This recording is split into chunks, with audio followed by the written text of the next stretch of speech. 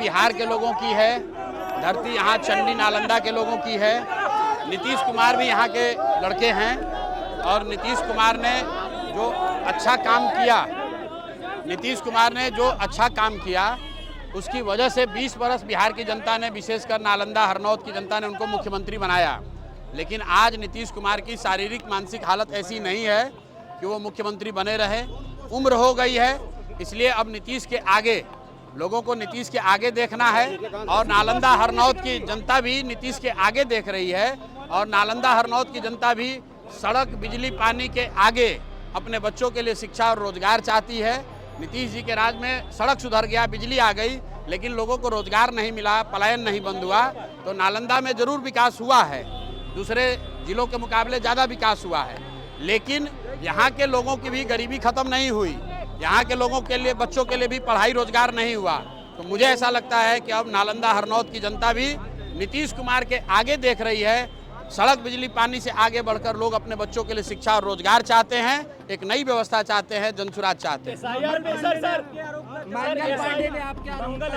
मंगल पांडे ने कहा है कि जो आपने आरोप लगाया है वो निराधार है, उनकी। चलिए देखिए, ऐसा है, मंगल पांडे जी ने पहले तो ये स्वीकार किया है कि जो 25 लाख रुपया दिलीप जायसवाल जी ने चेक के माध्यम से आरटीजीएस से उनको भेजा है, उसको उन्होंने स्वीकार किया है।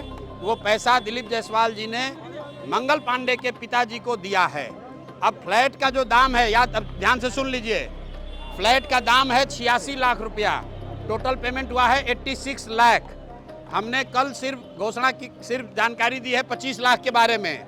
तो अब मंगल पांडे ये कह रहे हैं कि 25 लाख लिए तो थे लेकिन वापस कर दिए। तो चलिए, अगर वो बात मान भी ले तो अब आप लोग मंगल पांडे बता दें कि बाकी का 61 लाख रुपया कहाँ से आया था, वो बताइए, नहीं तो वो भी प्रशांत किशोर अब जारी करेंगे। उनको लग रहा है कि हमको पता नहीं है। जो 25 लाख रुपया का बताए हैं अभी, पहले तो मंगल पांडे फंस गए ये कह के, उन्होंने स्वीकार कर लिया कि हमने दिलीप जायसवाल से 25 लाख रुपया लिया था। सुनिए, अगर आपको उधार लेना था तो खुद काहे नहीं लिए, बाबूजी के अकाउंट में काहे लिए, वहां से छुपा के अपने पत्नी के अकाउंट में क्यों भेजे? और अगर आपकी सब बात मान भी लें कि आपने कर्ज लिया था, आपने वापस कर दिया, तो बाकी का 61 लाख कहां से लाए थे वो बताइए। और नहीं बताइएगा तो 7 दिन के अंदर हम बता देंगे कि 61 लाख रुपया कहां से आया है। दूसरी बात, उन्होंने कहा कि हमने कॉलेज का कुछ मदद नहीं किया दिलीप जायसवाल का, वो तो विश्वविद्यालय अनुदान वाले करते हैं, यूजीसी वाले करते हैं।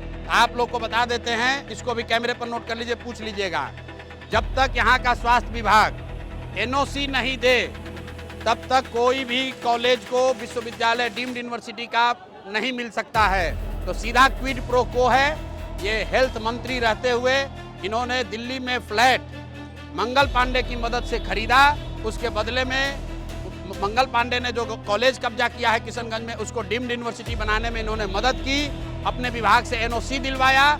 तो 2 सवाल मंगल पांडे के लिए, 61 लाख रुपया जो आपने अभी तक नहीं जानकारी दी है, बताइए कि 61 लाख रुपया कहां से आया, किसने दिया? नहीं तो प्रशांत किशोर ये जानकारी पब्लिक को देंगे कि 61 लाख रुपया आपके पास कहां से आया था। और दूसरी बात, मंगल पांडे ये बताएं कि उनके विभाग ने एनओसी दिया है कि नहीं दिया है डीम्ड यूनिवर्सिटी देने के लिए।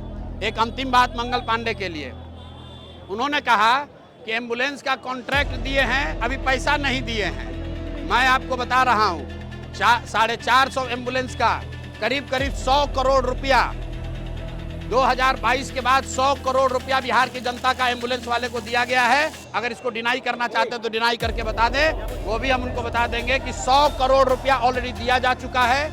अब ये जो अभी हल्ला हुआ है, कोर्ट ने रोक लगाया है, तो 222 एम्बुलेंस का पैसा रुका है, लेकिन 450 एम्बुलेंस का 100 करोड़ रुपया, करीब 100 करोड़ रुपया ऑलरेडी पेमेंट किया जा चुका है।